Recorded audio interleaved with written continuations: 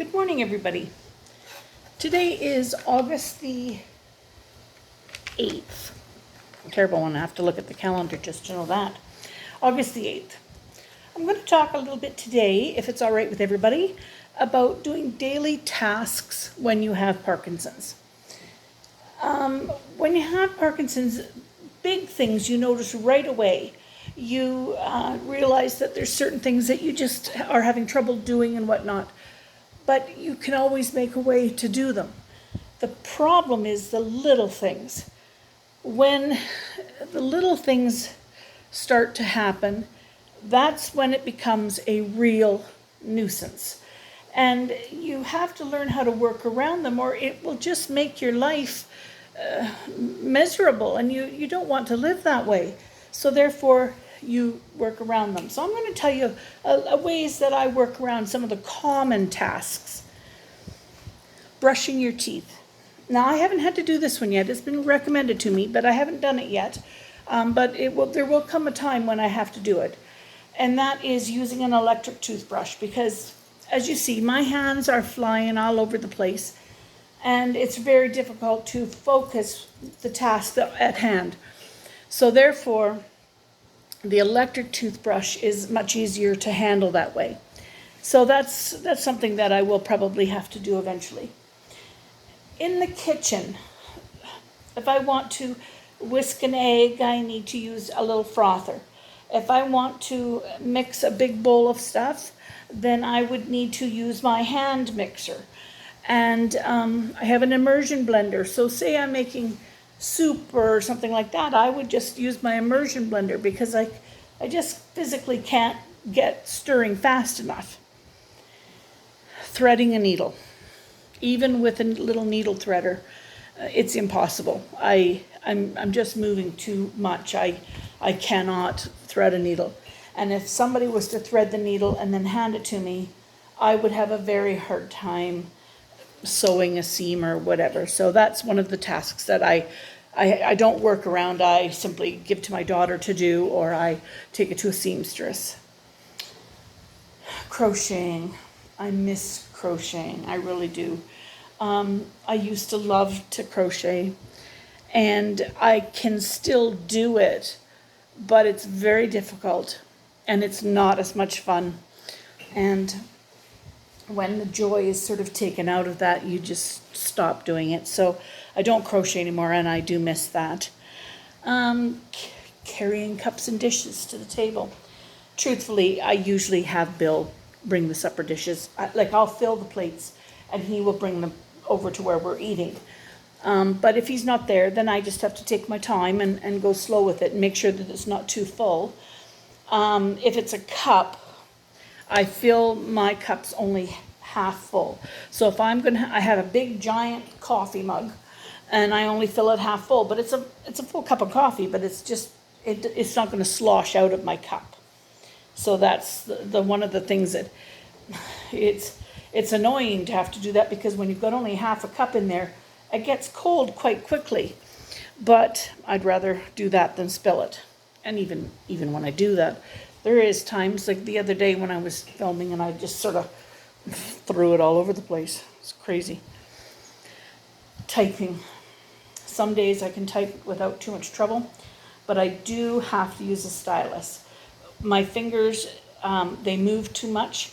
So when I'm trying to type on the tablet, not so much on a keyboard, I could do it a bit better on a keyboard, but if I was on the tablet and whatnot and I was trying to do it, I press the wrong things quite frequently. So the stylus helps with getting that a little bit easier. My writing is atrocious. I used to have nice penmanship, but that is not the case anymore. My writing is either very messy or very small, one of the two. But I am thankful that I am still able to make my lists. I don't know how I would function if I couldn't make my list, that's for sure. Picking up dropped things, which I drop everything. I explained this is why this is attached around my neck, because if I drop, this is my pen and my stylus, and if I drop this down, it would go right through the mechanism of this chair, and then I would be stuck. And you can imagine this, stuck with your legs up in the air and having to try to figure out how you're getting off of that chair. I did that a couple of times before I got smart enough to tie this around my neck. And at one point we had to pull my son to come and try and get the pen out of the mechanism. Claudine came 2 or 3 times, and I could just tell that this was going to become a real nuisance. And one time my son actually handed me the pen, and I proceeded, as he handed it to me, to drop it, and it went back down. Like, that was crazy. Oh my gosh. Anyway, picking up my pills. I can't just pick them up. First of all, I can't feel them. My fingertips are numb. So I cannot feel my pills. Like if I was to touch them, I wouldn't know that I was touching them. I have to see them. So in order to pick up my pills, I lift my finger and I stick it on it. The pill sticks to my hand and I bring it up to my mouth. So then I can do my pills. But that's crazy that you have to do that, but what can you do? When you're in your off time, walking or standing, very, very hard, but very important. If you don't want that off time to last forever, you need to walk. So therefore, you need to get up however you can. I have a lift chair which does help me get up part way. If I can't make it the rest of the way on my own, my husband will give me a hand to help get me up. But I have to be very careful because I can pull him over awfully easy because I'm a big woman and he's not as big of a man. And so I could pull him over. He's 74 years old. He falls, and regularly we have to have him picked up off the floor. So therefore, we don't want me causing that. So I'm trying to do it myself with my lift chair all the time, but he is there if I do need a hand with it. But it is important to get up. You don't want to, but do it. Planning anything. You don't know when you're going to have your good time and when you're going to have your bad time. You know that it's going to be cycling all day long, and you don't know each day what's going to bring. So you get a couple of choices. You can completely withdraw from life and just say, I don't plan anything. Or you can plan stuff and be willing to change your plans. Or you can plan stuff and just explain to people, I'm sorry, I'm not as good tonight, but I'm here, And that's sort of how you have to deal with it if you want to have any kind of a life. The next one breaks my heart. Holding a baby. I can't be trusted to hold a baby unless I am sitting in my chair and the parent is beside me, because I can't trust my hands and my arms, and if it's a little tiny baby. Now, normally you would go, well, how often is that going to happen? Well, right now, I have a little tiny baby in my family. My son, 6 months ago, had a baby. And, well, I guess his wife had the baby. But anyway, their little boy is precious.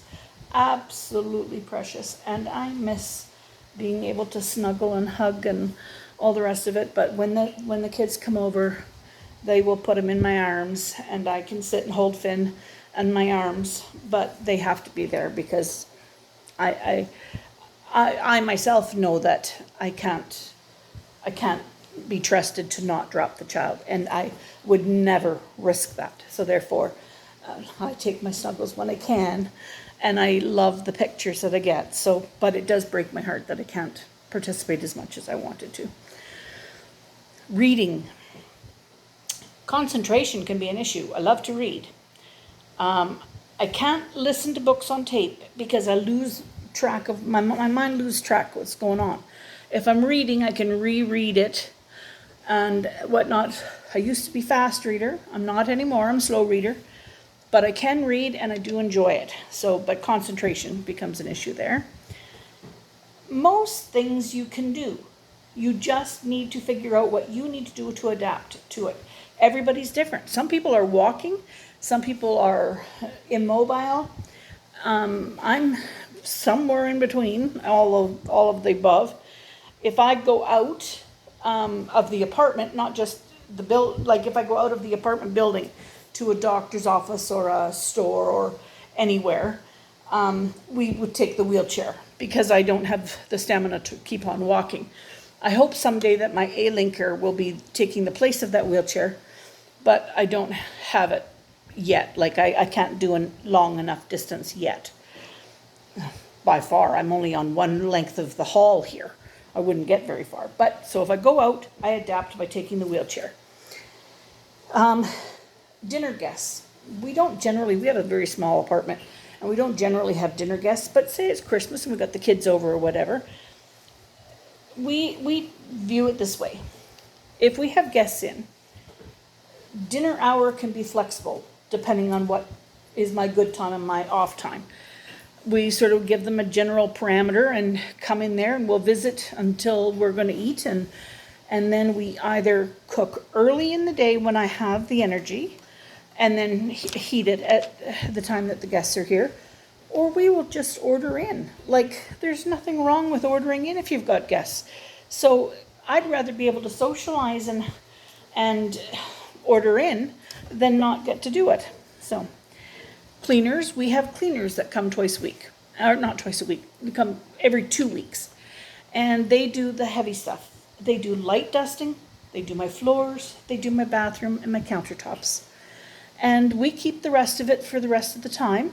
But it's very nice to get it spit and polished for that time when they do come. I'm trying to keep as much independence as I can. Well, there came a time, here goes my storytelling again. There came a time when I used to have long hair. People that knew me from before, I had long hair. And I was starting to have a little bit of trouble with getting it washed and whatnot, because it was getting just very hard to handle. And my daughter had noticed that, and so she, thinking she was being helpful, says to me, Mom, I think maybe it's time that we maybe bring in some home care, and they can help you in the shower to, wash your hair and whatnot. Well, I didn't say anything. I just let it go by. After she went home, I thought about it, and I said to my husband, pretty soon, if I let them, everybody will just do everything, and I won't be able to do anything on my own. So, without telling anybody, there's a hairdresser just over next door. Made an appointment. Bill and I went over to the hairdresser. He helped me get over there. And I said I wanted my hair cut right short, and they could donate the hair, which they did. They donated the hair, cut my hair right short, and I never said a word. And then the next time my daughter came over, there was my hair all nice and short and everything else. And I said to her, you don't need to get home care. I've took care of it. I can wash the short hair myself. Crazy. I wanted my independence, and I think it's important to keep that. The one other thing that I want to mention, and then I'm done. It's often easier to ask somebody else to do it. It's easier for me to ask Bill to bring something over, or can he make my coffee, or can he do whatever. It's not necessarily fair that he has to do that. So I try to limit what I would ask him to do. I have no problem, just so you know, I have no problem asking my husband to make the coffee, because the Bible does tell us that, oh, he's already laughing, does tell us that it's his job. It's right there in black and white. It's called Hebrews. And in Hebrews, we knew that he was to make the coffee. And he does. Anyway, hope you enjoyed today. I'll be back tomorrow. Bye.